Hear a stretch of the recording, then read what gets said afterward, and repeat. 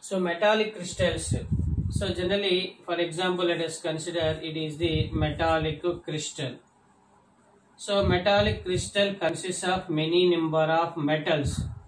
It is many number of metals. These are all the metals. So in between the metals, some gaps are there. These are the gaps, or sides, or voids. What is it? Gaps or sides or voids, like that. These are the sides or gaps. So now these sides or gaps or voids trapped by, occupied by, these are the voids trapped by. What is it? These are trapped by small size. What is a small size atoms? Small size atoms like hydrogen, carbon and nitrogen. Carbon and nitrogen. So these are the interstitial compounds. Generally, interstitial compounds are non-stoichiometric. What is a non-stoichiometric compounds? Non-stoichiometric compounds. So generally, tetrahedral, okay, tetrahedral voids occupied by what is a hydrogen. Octahedral, what is a octahedral voids occupied by carbon or what is a nitrogen. Carbon or nitrogen. So then actually interstitial compounds neither covalent, what is it? Neither covalent nor ionic. What is it? Nor ionic. Now interstitial compounds are chemically inert. So these are the chemically, what is it? Inert. What is chemically inert, and these compounds with high melting and boiling points. What is high melting points and also boiling points, and these compounds are hard. These compounds are what are hard.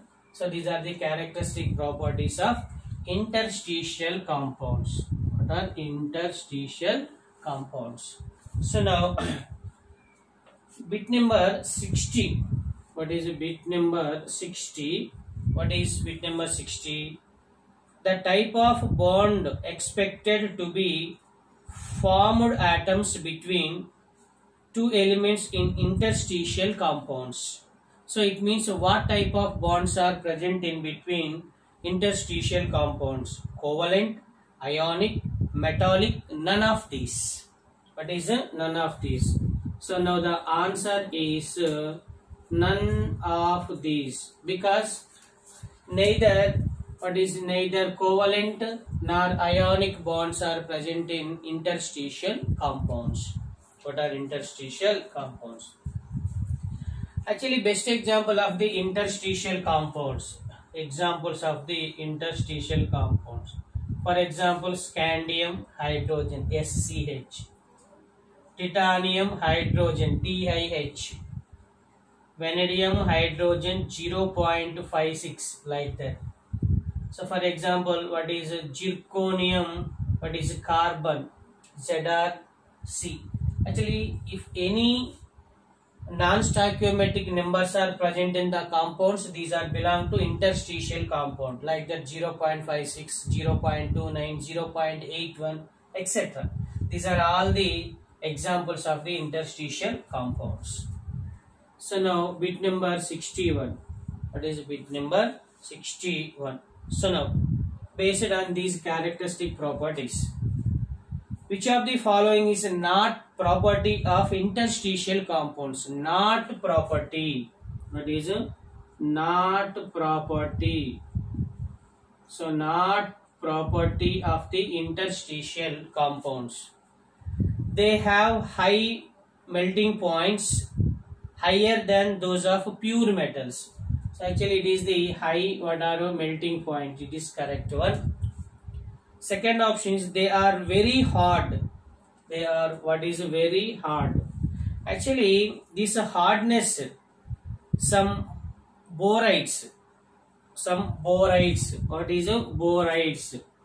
So boron compounds, boron crystalline compounds, borides. Borides hardness is reaches to diamond. Okay. Borides hardness is reaches to diamond. So second option also correct.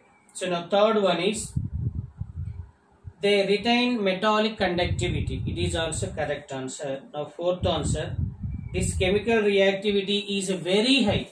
What is it? Chemical reactivity is very high.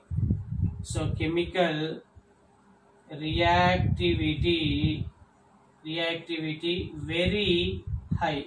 So this statement is a wrong statement, not correct. Actually interstitial compounds are chemically what are inert. Chemically these are inert. So now not property of the interstitial compounds is chemically reactivity is very high is the not correct. Okay. Now bit number 62. What is bit number 62? Which of the following is an interstitial compound? Which of the following is an interstitial compound? Example of the interstitial compounds. So now first answer is ammonia. Second option is palladium, PdCl2. Third option is titanium hydride, TiH. So now fourth option is ZnO, zinc oxide. What is it? Zinc oxide. In these four options, which is the interstitial compound? Generally, what are the interstitial compounds? Interstitial compound means metal with small size atoms. Metal, any metal, transition metal or inner transition metal with a small size, okay, voids trapped by small size atoms like what is hydrogen, carbon, and what is a nitrogen. Carbon, nitrogen. So in NH3 hydrogen, but nitrogen is not a metal, it is non-metal. So palladium is metal, but chlorine is not small size, it is large size. Only what are the small size atoms? So hydrogen, carbon, and nitrogen. TiH, so it is the correct option because so the example of the interstitial compounds TiH. Titanium is the metal, it is a metal crystal. Then these voids or interstitial sites are occupied by hydrogen. So ZnO, it is metal but oxygen is large size, not small size. Now the correct option is a third one. Correct option is third one. Titanium hydride is the interstitial compound. So now next one is bit number 63. What is bit number 63? What is the non-metal that usually occupies tetrahedral voids in the formation of interstitial compounds? Interstitial compounds. So now bit number 63. What is bit number 63? Actually tetrahedral voids occupied by hydrogen. Octahedral voids are occupied by carbon or nitrogen. What is carbon or nitrogen? So now the first option is correct option. It means tetrahedral. It is a tetrahedral. Okay, tetrahedral voids. Tetrahedral voids occupied by what is hydrogen. What is a hydrogen?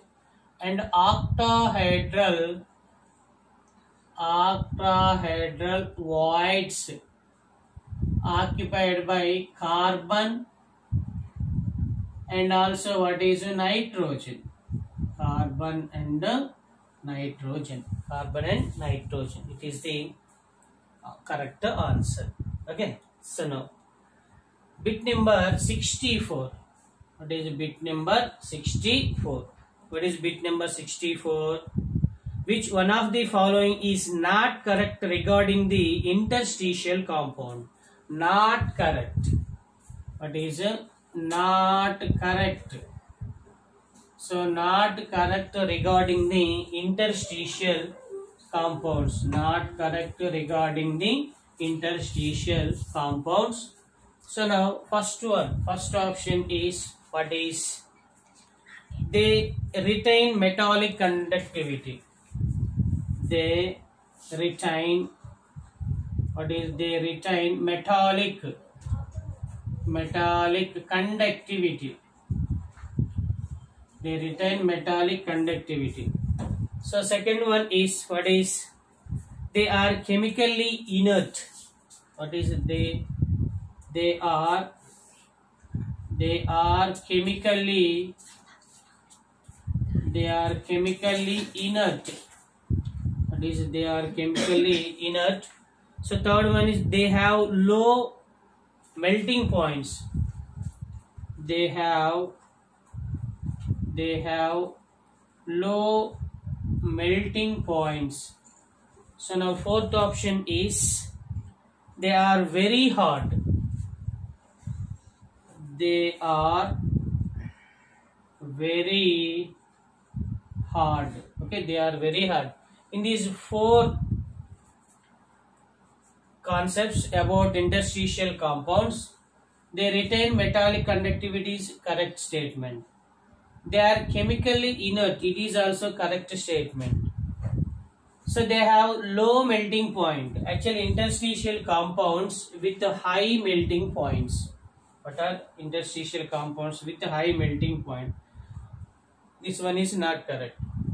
So fourth one is, they are very hard. So it is also correct statement, because the interstitial compounds of borides are reaches to the density of the diamond.